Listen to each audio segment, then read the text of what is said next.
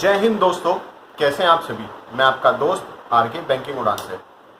आज हम कवर करेंगे इन्फ्लेशन, जिसे हम इकोनॉमिक्स में बोलते हैं महंगाई दर।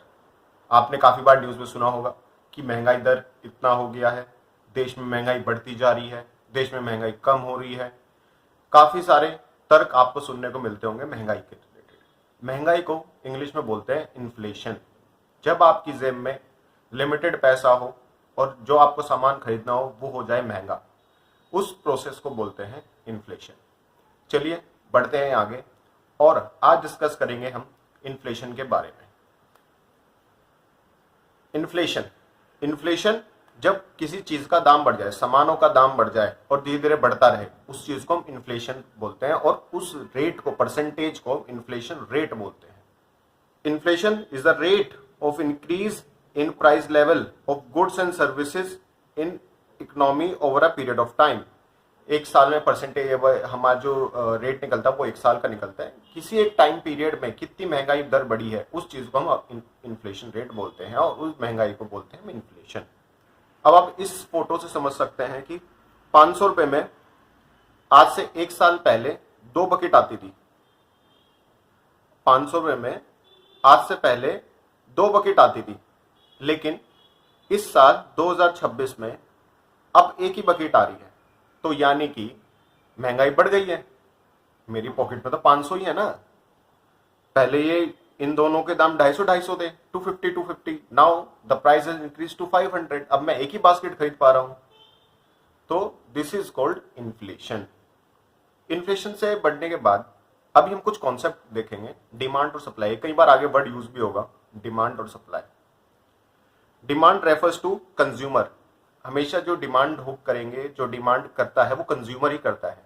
आप और मेरे जैसे करेंगे। हम सिंगल इंडिविजुअल की बात नहीं कर रहे हैं, हम इकोनॉमी की बात कर रहे हैं, पूरी कंप्लीट इकोनॉमी, अर्थव्यवस्था की बात कर रहे हैं अपने पूरी, जिसमें आप और मैं भी कंज्यूमर हैं। हम जो कंज्यूम करते हैं goods, that these are known as consumers. The person who is consuming a good is known as consumer.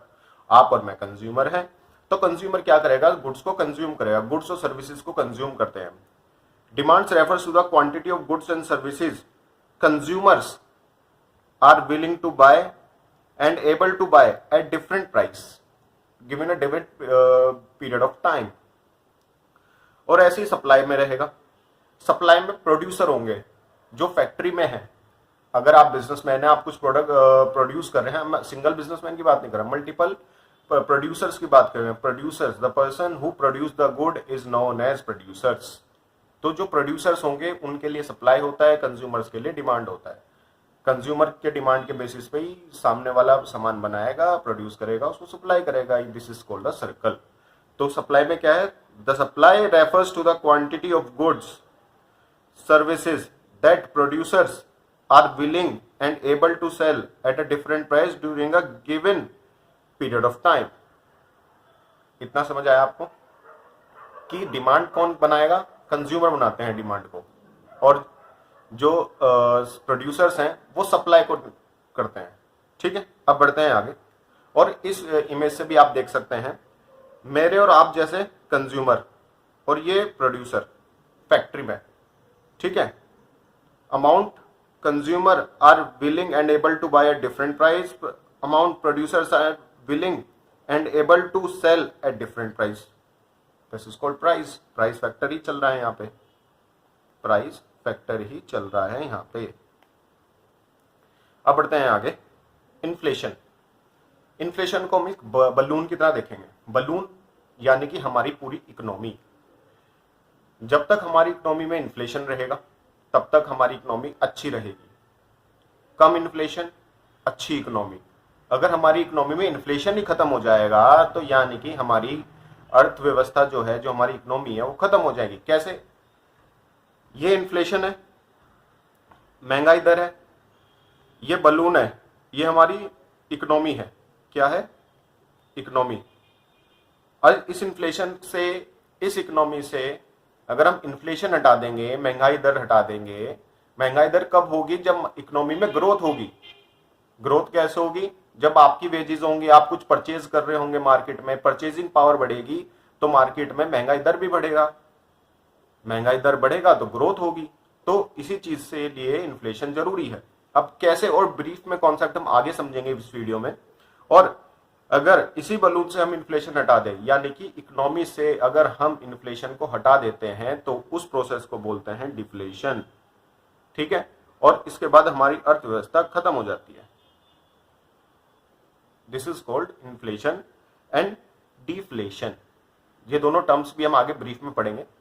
अब बढ़ते हैं आगे, डिफरेंट टर्म्स देखेंगे अभी हम, ये आगे डिफरेंट टर्म्स, और इनको समझेंगे और ब्रीफ में समझेंगे। अभी हमने देखा inflation, general rise in price over time. कोई सामान पहले 200 का था, अब वो 300 का हो गया या 400 का हो गया, तो जनरल प्राइस राइज हो गया ना गुड्स एंड सर्विसेज का। एक बास्केट ले लो, उसमें दोनों गुड्स एंड सर्विसेज रखो। गुड्स एंड सर्विसेज कुछ भी हो सकते हैं, मैं सिंगल पर्सन की बात नहीं कर रहा, मैं पूरी इकोनॉमी की बात कर रहा हूं। अपने पूरी इकोनॉमी में कोई सर्विस आपको गवर्नमेंट प्रोवाइड कर रही है, this is called also known as services. और कोई गुड्स आपको जो प्रोड्यूसर्स हैं वो आपको प्रोवाइड कर रहे हैं, this is also known as goods. तो मैं सारी ही चीजें इकोनॉमी में सब कुछ ही कंक्लूड करके चल रहा हूँ, goods and services in a basket. एक बास्केट है गुड्स एंड सर्विसेज की, उसके प्राइस पहले 200 थे, अब उसके प्राइस जनरल पब्लिक के लिए 300 हो गए हैं। This is known as inflation. और परचेजिंग पावर डिक्रीज होगी। कैसे होगी? मेरी जेब में तो भाई 500 ही है ना। मैंने आपको एक इससे पहले एक वो दिखाया था कि भाई 500 रुपए में 2 बास्केट आ रही थी, लेकिन इस साल 500 रुपए में 1 बास्केट है। मेरी परचेजिंग पावर कम हो गई ना। मैं परचेज पहले 2 कर पा रहा था, अब मैं 1 कर पा रहा हूं। In India CPI released by national statistical office, NSO, जो इसका ना एक इंडेक्स होता है, कंज्यूमर प्राइस इंडेक्स। तो सीपीआई हम आगे पढ़ेंगे, इंपॉर्टेंट भी होता है सीपीआई, और मेजर उसी से किया जाता है inflation rate. Deflation, general fall in price, general fall in price. एक बास्केट पहले मैंने आपको जो इमेज दिखाई थी उसमें क्या था, ये भी देखो पहले कि प्राइस पहले फॉल हो गए थे, ठीक है, और इसके अंदर इन्फ्लेशन में इमेज में भी है। लेकिन हमने एक अभी पीछे इमेज देखी थी जिसके अंदर 500 रुपए में 2 बास्केट आ रही थी, अब वो 500 रुपए में 3 बास्केट आ रही है, तो डिफ्लेशन हो गया ना, प्राइस गिर गए प्रोडक्ट के, that is known as deflation. Purchasing power increase हो गई but economic growth slow down हो गई। कैसे? परचेजिंग पावर, मैं खरीद पा रहा हूं, अब मैं 2 की जगह 3 खरीद पा रहा हूं, लेकिन उसके तो प्राइस कम है। इकोनॉमी में जो चीज पहले 250 की थी वो अब वो कम होके 100 की हो गई। इकोनॉमिक ग्रोथ तो नहीं हो रही ना, वो तो डेप्रिशिएट हो रही है। That is also called deflation. और डिसइन्फ्लेशन, डिसइन्फ्लेशन अच्छा होता है, ठीक है, लेकिन इतना भी अच्छा नहीं होता। जैसे कोई 8% से 5% हो जाए, दैट इज गुड, लेकिन वहां पे 2%, 3%, 4% से सीधा ही वो 1% पे आ जाए, that is bad. Inflation rate slow down but price are still rising. Example, inflation falls from 8 to 5। यही मैंने आपको बताया, कोई चीज पहले 250 की थी, अभी वो 500 की नहीं हुई लेकिन 300 की हो गई। इन्फ्लेशन थोड़ा बढ़ा। मार्केट में ग्रोथ बहुत फैक्टर करेगा, इकोनॉमिक के लिए ग्रोथ और इन्फ्लेशन बहुत जरूरी है।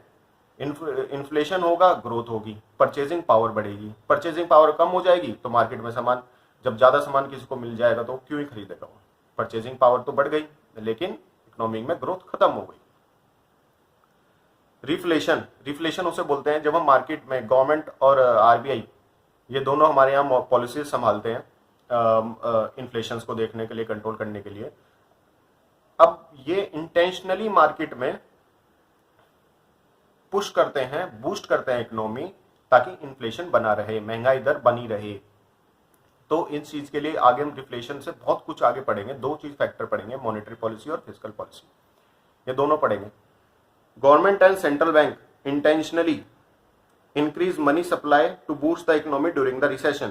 In India, policies are managed by RBI. ये हम आगे पढ़ेंगे, पूरी डिटेल में पढ़ेंगे। रिफ्लेशन आपको पता लगे जब इंटेंशनली कोई मार्केट में डिमांड क्रिएट करता है या सप्लाई करता है, ठीक है। स्टैगफ्लेशन, जब हमारे यहाँ पे इन्फ्लेशन बहुत हो जाए, बहुत तेजी से इन्फ्लेशन बढ़ने लगे, 300-400% हो जाए, एम्प्लॉयमेंट भी ज्यादा हो जाए और ग्रोथ भी ना हो, दैट इज कॉल्ड स्टैगफ्लेशन।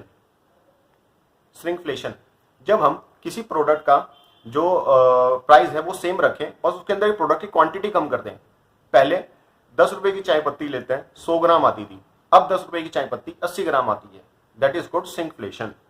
और hyper inflation, extremely high and uncontrollable inflation, example Zimbabwe. जब हमारी इकोनॉमी में 100%, 150%, कितने भी परसेंटेज 100 से अबव हो जाए, उस चीज को बोलेंगे हम hyper inflation. Hyper inflation types of जो फेज होता है इन्फ्लेशन का, वो उसमें भी आता है। और हाइपर इन्फ्लेशन हमारे यहाँ पे 3-4 जगह पे हुआ है। वेनेजुएला में हुआ है, जिम्बाब्वे में हुआ है, जिम्बाब्वे में 2008 में हुआ है, और जर्मनी में समथिंग 19 वर्ल्ड वॉर के टाइम पे हुआ है, 1920s में हुआ है, 1920s में। ठीक है, तो वो देखा भी गया है और एज्यूम भी किया गया है। अब बढ़ते हैं आगे। Inflation causes. इन्फ्लेशन कॉजेज, पहला है डिमांड पुल इन्फ्लेशन। जब हमारी परचेजिंग पावर बढ़ जाए और जो प्रोडक्ट है वो कम रहे, यानी कि बास्केट 2 हैं और खरीदने वाले 10 हैं, तो उसमें हमने डिमांड क्रिएट करी है मार्केट में प्रोडक्ट की। हम वो जो डिमांड क्रिएट कर रहे हैं प्रोडक्ट की, that is called demand pull inflation. Demand से मार्केट में पुल आया और पैसा पे करने के लिए लोग ज्यादा पे कर रहे हैं उस पर्टिकुलर अमाउंट के। 200 नहीं 250 पे करने के लिए तैयार है, 250 नहीं 300 पे करने के लिए तैयार है। एक पर्सन वही चीज 250 में खरीदना है, लेकिन लिमिटेड क्वांटिटी होने के कारण उसमें ज्यादा अमाउंट से वो खरीदना चाहते हैं। उसको 300 पे में खरीदेंगे, उसको 350 पे भी खरीदेंगे, लेकिन उसकी हमें पता लग गया प्रोडक्ट की डिमांड बढ़ा दी हमने मार्केट में। That is called demand pull inflation. और कॉस्ट पुश इन्फ्लेशन क्या होता है? Occur due to increase in cost of production, यानी कि मैं वेजेस का रेट बढ़ा देता हूं, मेरा ट्रांसपोर्टेशन कॉस्ट बढ़ गया, that is called cost push inflation. मैं प्रोड्यूसर हूं, मैंने मार्केट में सप्लाई करी हायर दाम पे, that is called cost push inflation. जैसे कि हायर वेजेस, रॉ मटेरियल के प्राइस हाइक हो गए, फ्यूल कॉस्ट हो गई, ये सारा बढ़ना। जैसे हमने टैक्सेस बढ़ा दिए, टैक्सेस बढ़ेंगे तो इंक्रीज करेगा production cost, production cost increase होगी तो प्राइस राइज होगा। ठीक है, ये सारे मेजर्स होते हैं। अभी इसके आगे हम एक और पढ़ेंगे, बिल्ट इन इन्फ्लेशन।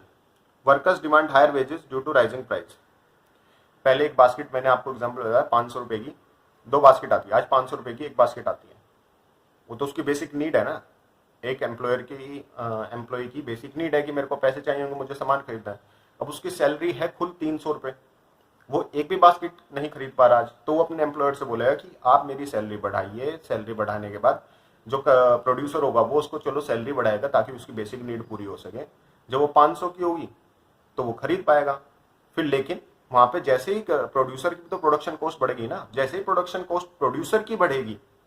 अब मेरे एग्जाम्पल समझना, मैं एम्प्लॉय हूँ, ठीक है, और मैं अपने मालिक से बोलता हूँ कि मालिक मेरे को एक बास्केट खरीदनी है, उस बास्केट का जो प्राइस है वो 500 रुपए है, लेकिन मेरी जो तनख्वाह है वो 300 ही है।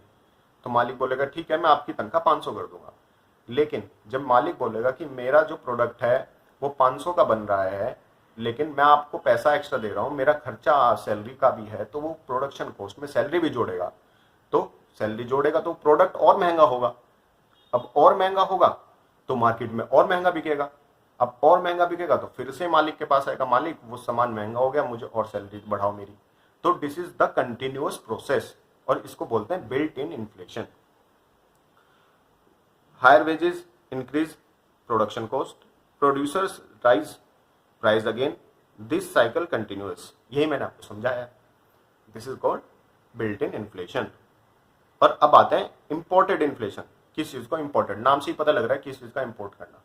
अब मान लो मैं गवर्नमेंट हूं, और अच्छा अब मैं आपको बता देता हूं, ये जो दोनों चेंजेस होंगे मार्केट में, दोनों जो चेंजेस होंगे, प्रोड्यूसर हम पैन इंडिया की बात कर रहे हैं और कंज्यूमर हम पैन इंडिया की बात कर रहे हैं। ये जो चेंजेस होते हैं ये रेगुलेट कौन कर रहा होता है, कंट्रोल कौन कर रहा होता है? RBI and government of India. तो उन दोनों की तरफ से काफी चीजें बढ़ेंगी। अब जैसे इंपोर्ट इन्फ्लेशन लेते हैं, कल को हम क्रूड ऑयल मंगा रहे हैं $100 पर बैरल, कल को गवर्नमेंट बोल दी है कि 100 नहीं $120 पर बैरल आ रहा है हमारे यहाँ पे, पर बैरल आ रहा है, यानी कि पेट्रोल की कॉस्ट बढ़ गई। पेट्रोल कॉस्ट बढ़ गई, दैट मीन्स ट्रांसपोर्टेशन कॉस्ट बढ़ गई, ट्रांसपोर्टेशन कॉस्ट बढ़ गई यानी कि प्रोडक्शन कॉस्ट बढ़ गई, प्रोडक्शन कॉस्ट बढ़ गई यानी कि जो प्रोडक्ट की प्राइस था वो बढ़ गया, प्रोडक्ट का प्राइस बढ़ा, मार्केट में ज्यादा रेट पे बिकेगा, और फिर वो फिर वेजेस पे आ जाएगा, मेरी सैलरी बढ़ाइए। तो this is called import inflation, caused by increase in price during price of imported goods. The currency depreciates, imports become costly, domestic price rise. This is called import inflation, imported inflation. अब हमने देख लिया कि market में inflation कैसे होते हैं और क्या क्या स्टेजेस होती हैं इन्फ्लेशन की और कौन कौन से तरीकों से इन्फ्लेशन का नाम दिया जाता है। इसको मेजर करने का एक फॉर्मूला भी होता है, CPI, consumer price index, WPI, wholesaler price index. ये जो मेंटेन करते हैं, डाटा मेंटेन करता है NSO under the ministry of statics में, ठीक है, ministry of statics,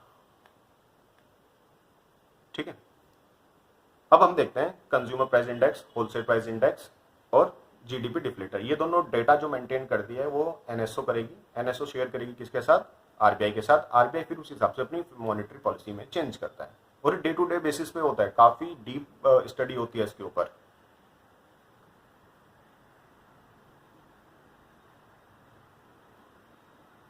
consumer price index major price change in goods and services used by households, include food, clothing, housing, transport, etc. Most commonly used indicators for inflation.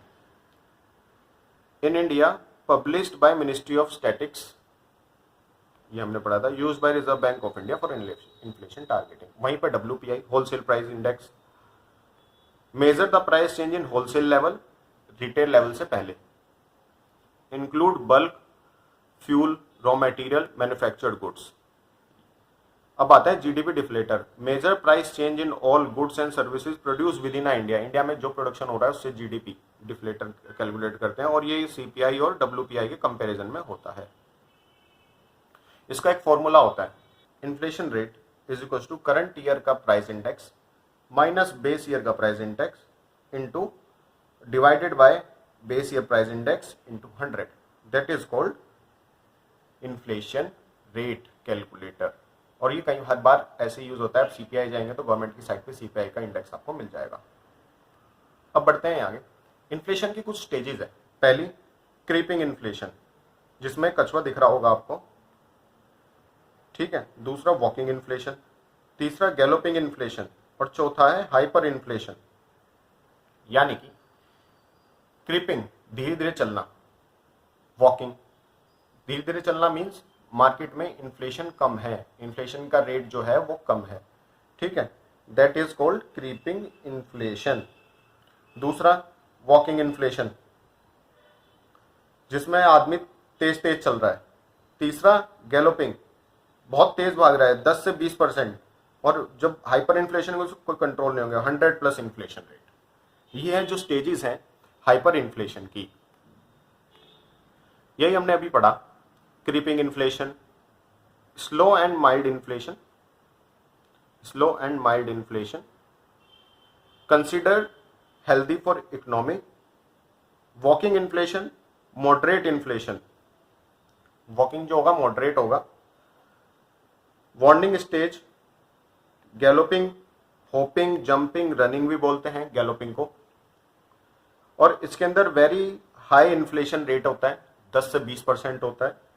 Serious economic problem हो जाती है इसके अंदर, ठीक है।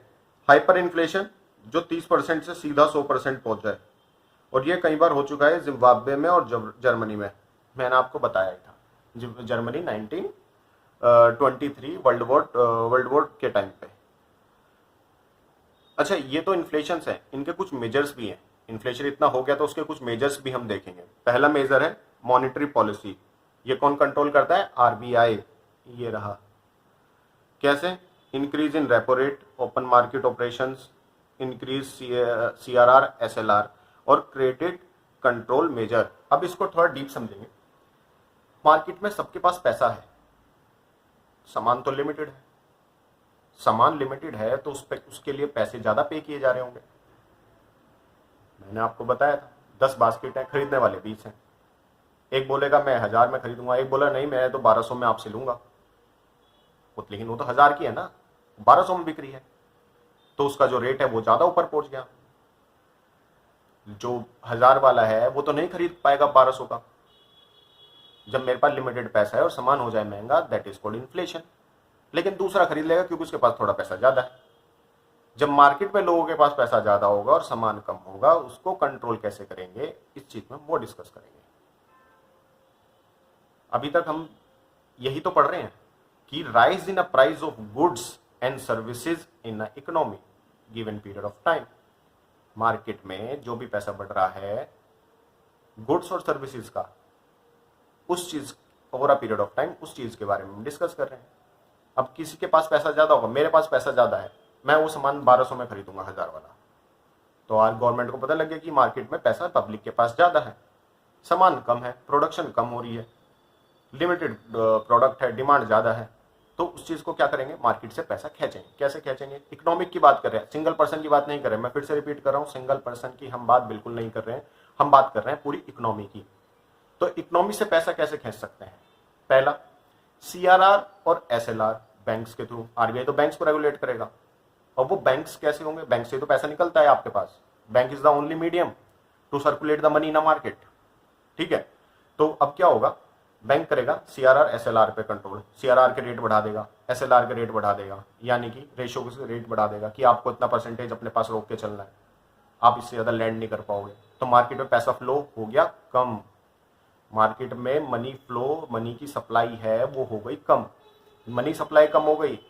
एक balloon है, उसमें बहुत सारा पैसा है, उससे पैसा निकाल लिया, बलून इतना हो गया, इकोनॉमी कम हो गई, यानी कि इन्फ्लेशन कम हो गया। ये तो हमने स्टार्टिंग में ही पढ़ा था। सीआरआर एसएलआर हो गया, रेपो रेट।